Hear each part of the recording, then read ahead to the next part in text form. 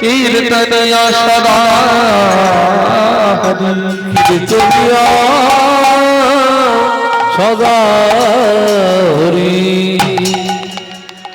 जनिता जगोचराधीशा उपस्थित सकल गौर अनुरागी कृष्ण भक्तेर श्री चरणे আমার শতকোটি দণ্ডবত প্রণাম। সর্বপ্রথম আমরা মহাপ্রভুর বলা একটা শ্লোক আস্বাদন করলাম। ত্রিনাদপি সুনিচেন তরুণেব সহিষ্ণু অমানেন মানদেন কীর্তনিয়া সদা হরি। শ্লোকের মানে কি?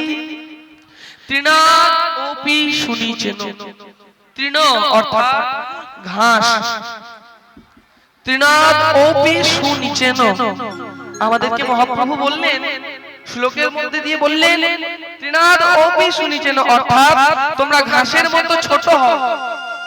কলিজীবের মানুষকে বললাম তোমরা ঘাসের মতো ছোট হও। ত্রিনাদপি সুনিচেন তরুরেব সহিষ্ণুনা,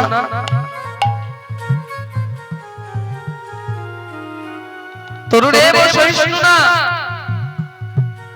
মহাপ্রভু চিন্তা করলেন কলিযুগের মানুষ ঘাসের মতো ছোট হতে পারবে না। তা বাবা ঘাসের মতো আমাদের আকারে নয় আচরণে ছোট হতে বলে মহাপ্রভু চিন্তা করলেন কলিযুগের মানুষ এটা পারবে কি? একটা সহজ উপায় বললেন, তরুরেব সহিষ্ণুনা। তরু অর্থাৎ গাছ, গাছের মতো সহ্য শক্তি রাখতে হবে। গাছের দুই প্রকারের সহ্য শক্তি, এক অন্তরের সহ্য শক্তি, এক বাহ্যিক সহ্য শক্তি। অন্তরের সহ্য শক্তিটা কেমন? অন্তরের সহ্য শক্তিটা আমরা কোনোদিন গাছের গোড়ায় জল দিই না, তবুও সেই গাছ আমাদের ফল দিচ্ছে, ফুল দিচ্ছে, ছাওয়া দিচ্ছে, অক্সিজেন দিচ্ছে, আবার জ্বালানিও দিচ্ছে। তরুরেব সহিষ্ণুনা অমানেন মানদেন, তার বাহ্যিক সহ্য শক্তি কেমন? আমরা গাছের গোড়ায় জল দিই না, তবুও গাছ আমাদের এত কিছু দিচ্ছে, তবুও আমরা গাছকে কেটে দিচ্ছি। কিন্তু গাছ আমাদের কোনোদিন কোনো প্রতিবাদ করে না যে ওগো তোমরা আমাকে কাটছো কেন। গাছের মতো সহ্য শক্তি রাখতে বললেন মহাপ্রভু। কিন্তু কলিযুগের মানুষ এটা পারবে না। কেন? কেননা কলিযুগের মানুষকে কেউ যদি এক চড় মারে সেটাকে ঘুরে দুই চড় মারবে, কারো মারও থাকবে না আর কারো কথা শুনেও থাকবে না। এটাই হচ্ছে কলিযুগের নিয়ম। এগুলি যদি না পারো মহাপ্রভু আরো একটা সহজ উপায় দিলেন, অমানেন মানদেন, অমানেন মানদেন এই ভারতবর্ষে বাবা অনেক বড় বড় সম্মানীয় ব্যক্তি আছে, তাদেরকে কম বেশি করে সকলে সম্মান দেয়, কিন্তু যারা সম্মান পায় না, যারা সম্মান পায় না, মহাপ্রভু বললেন তোমরা তাকে সম্মান দাও, তোমরা তাকে সম্মান দাও। মহাপ্রভু চিন্তা করলেন কলিযুগের মানুষ সেটাও পারবে না, সর্বশেষে সব থেকে সহজ উপায় আমাদের কাছে এনে দিলেন। কি না কীর্তনিয়া সদা হরি, কীর্তনিয়া সদা হরি, কীর্তনিয়া সদা হরি। অর্থাৎ সর্বশেষে বললেন এইগুলি যদি না পারো, একটা শুধু কাজ করো, দিনান্তে একবার হরিনাম সংকীর্তন করো। হরি বল হরি বল, হরিনাম সংকীর্তন করতে বললেন, কীর্তনিয়া সদা হরি। এত সহজ উপায় বাবা অন্য কোন যুগে ছিল না। সত্য তেতা দাপর কলি, সব থেকে সহজ উপায় হচ্ছে না কলি। কিন্তু তাও কলিযুগের মানুষ দিনান্তে একবার হরিনাম করে না। সত্য যুগে মানুষের পরমায়ু কত ছিল? সত্য যুগে মানুষের পরমায়ু ছিল 1 লক্ষ বছর। সত্য যুগে মানুষকে যদি মুক্তি লাভ করতে হতো তাহলে কি করতে হতো জানেন? সত্য যুগে মানুষকে ধ্যান করে মুক্তি লাভ করতে হতো, বছরের পর বছর ধরে ধ্যান করতে হতো। সত্য যুগে মানুষের পরমায়ু ছিল 1 লক্ষ বছর। এবার ত্রেতা যুগে সেই 1 লক্ষ থেকে একটা শূন্য কমে গেল, 1 লক্ষ থেকে একটা শূন্য কমে গেল। কত হলো? 10,000 বছর। ত্রেতা যুগের মুক্তির উপায় কি না? ত্রেতা যুগের মুক্তির উপায় হচ্ছে ত্রেতায়াং যজতে মখৈ। ত্রেতায়াং যজতে মখৈ, ত্রেতা যুগে যাগ যজ্ঞ করে মুক্তি লাভ করতে হতো। ত্রেতা যুগে যাগ যজ্ঞ করে মুক্তি লাভ করতে হতো। এবার দাপর যুগে সেই 10,000 থেকে আবার একটা শূন্য কমে গেল। কত হলো? দাপর যুগে পরমায়ু হয়ে গেল মানুষের 1,000 বছর। এবার দাপর যুগে মানুষের পরমায়ু যেহেতু 1,000 বছর, দাপর যুগে মানুষ একে অপরকে সেবা পরিচর্যা করে মুক্তি লাভ করত। দাপরে সেবা পরিচর্যা করে মুক্তি লাভ করত দাপর যুগে। এবার কলিযুগে সেই 1,000 থেকে আবার একটা শূন্য কমে গেল। কত হলো না? কলিযুগের পরমায়ু মানুষের পরমায়ু হয়ে গেল 100 বছর। মানুষের পরমায়ু হয়ে গেল 100 বছর। এবার মহাপ্রভু চিন্তা করলেন কলিযুগের মানুষ এই 100 বছর পরমায়ু নিয়ে না পারবে ধ্যান করতে, না পারবে যাগ যজ্ঞ করতে, আর নাই পারবে বাবা সেবা পরিচর্যা করতে। পারবে কি? কলিযুগের মানুষ পারবে কি না? কলিযুগের মানুষের জন্য একটাই উপায়, সেই গোলকের গোপনে রাখা ছিল প্রেম ধন। পরম দয়াল তাই চান আমাদের মতো হতভাগা কলিজীবের দরজায় দরজায় বিলিয়ে দিলেন সেই মধুর মাখা মধুনা, সেই হরিনাম, যেটা অন্য কোন যুগে দেওয়া হয়নি।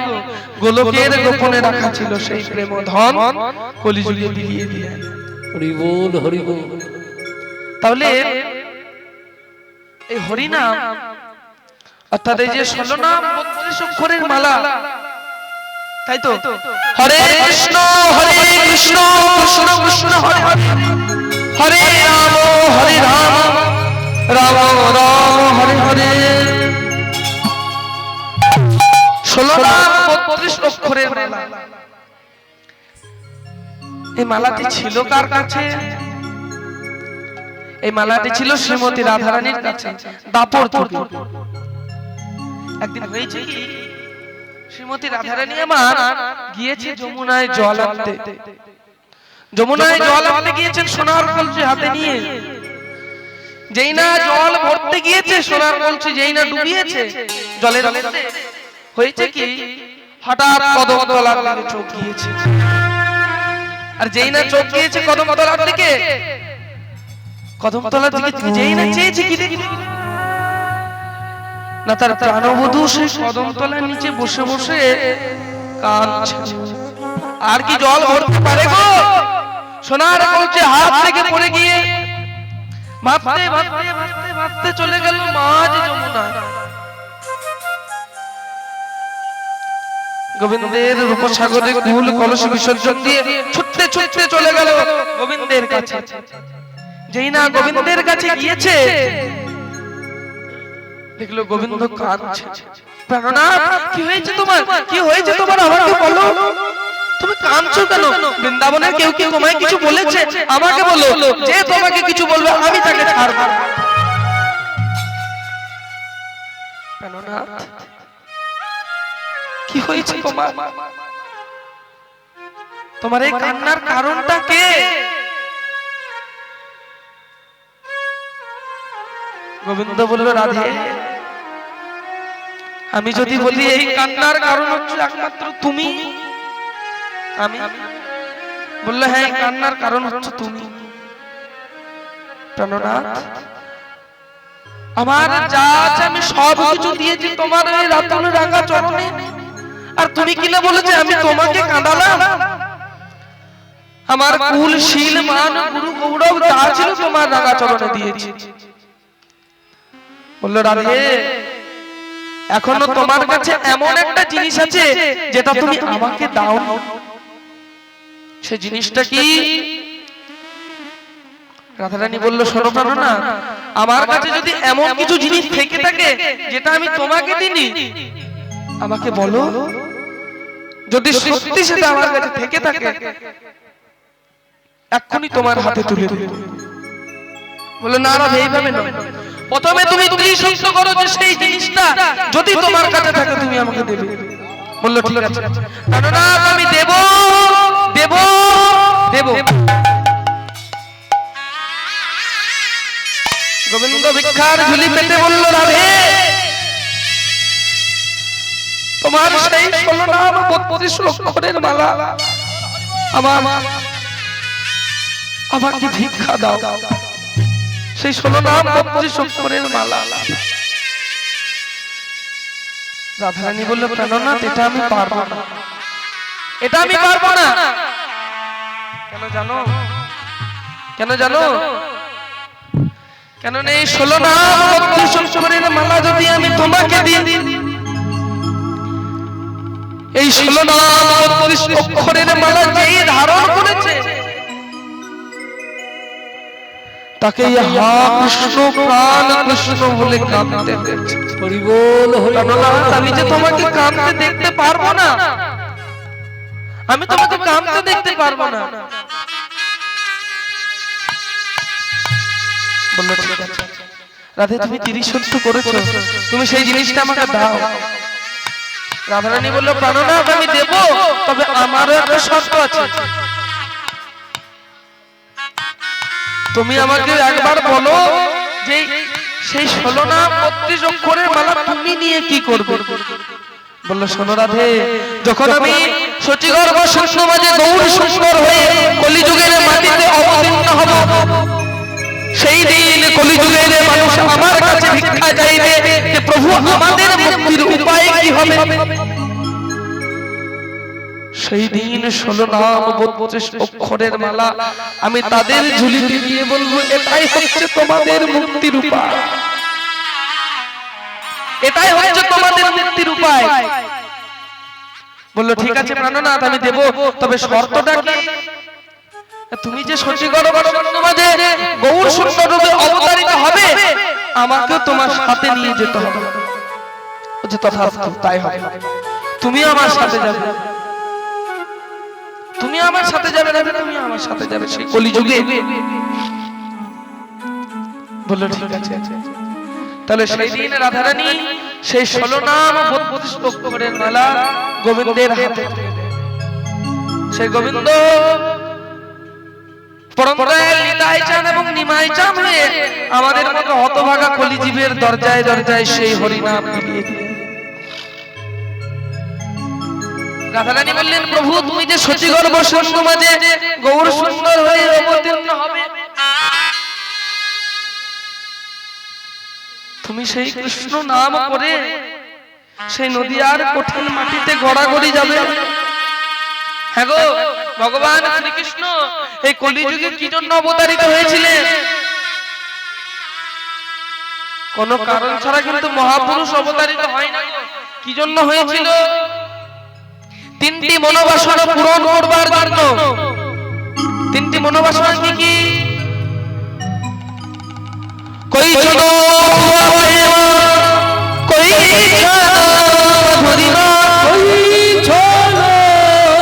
ছোট সুখেতে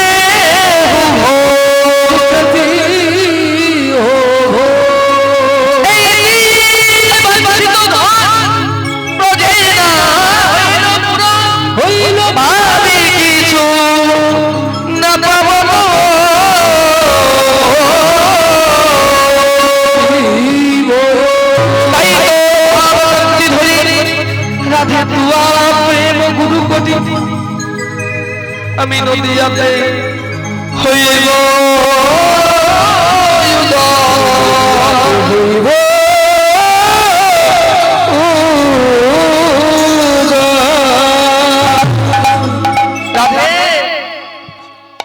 তোমার প্রেমকে অঙ্গীকার করে তোমার প্রেমকে সঙ্গে নিয়ে আমি নদীয়াতে অবতীর্ণ হব।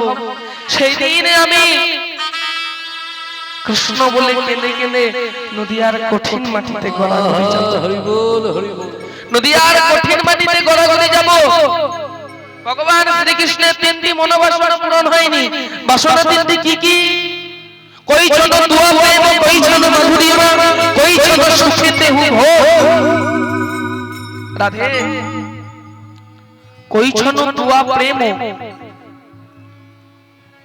রাধে, তুমি আমাকে ভালোবেসে কতখানি সুখ পাও বাকি আনন্দ পাও সেটা আমার জানা হলো না গো। কই ছানো মধুরিমা। রাধে,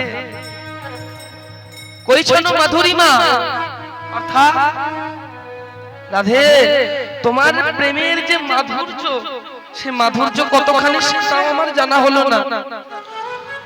কই ছানো সুখেতে হু ভোর। তুমি কৃষ্ণ বলে কেঁদে কেঁদে কতখানি সুখ পাও সেটাও আমার জানা হলো না। রাধে, এগুলি যদি আমাকে জানতে হয় আমাকে আর ভগবান সেজে বসে থাকলে হবে না, আমাকে ভক্ত হতে হবে। তাই তো তোমার অঙ্গকান্তি নিয়ে আগত কলিকালে আমি সচিগর্ভ শূন্য মাঝে গৌর সুন্দর রূপে অবতারিত হব। তাই তো পরম দয়াল নিতাই চাঁদ আমাদের মতো হতভাগা কলিজীবের দরজায় দরজায় এই হরিনাম বিলিয়ে দিলেন। পরম দয়াল নিতাই চাঁদ।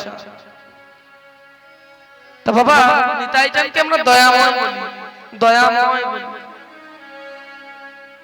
আমরা কাকে দয়াময় বলবো? যদি মনে করুন কেউ ভিখারির হাতে, কোন ব্যক্তি ভিখারির হাতে 100 টাকা তুলে দিল, তাকে কি দয়াময় বলা যাবে গো? যদি কেউ ভিখারি হাতে 100 টাকা তুলে দেয় তাকে দয়াময় বলা যাবে? যাবে। আবার মনে করুন কোন একটি ভিখারি একটি ব্যক্তির কাছে ভিক্ষা করতে হলো, গো আমাকে কিছু ভিক্ষা দাও, দুদিন ধরে কিছু খাইনি, দুদিন ধরে কিছু খাইনি। সেই ব্যক্তির হাতে একটা সোনার আংটি আছে, সেই আংটিটি খুলে সেই ভিখারিকে দিয়ে দিল। হয়তো সে দয়ার শিরোমণি, নয়তো সে পাগল। এক তো যারা দয়ার শিরোমণি হয় তারা সব কিছু বিলিয়ে দেয়, আর দুই যারা পাগল হয় তারা সব কিছু বিলিয়ে দেয়, তারা সব কিছু বিলিয়ে দেয়। তাহলে পরম দয়াল নিতাই চাঁদ আমাদেরকে এমন কি দিলেন যে যার জন্য আমরা তাকে দয়াময় বলছি? নয় যে বললাম 16 নাম 32 অক্ষরের মালা তিনি আমাদেরকে দিয়েছেন। এই কলিযুগের জীবের হাতে ধরে পায়ে পড়ে যেজন নাম না নিয়েছে সর্বশেষে পায়ে পড়েছে, তারপরে হরি নাম বিলিয়ে দিলেন।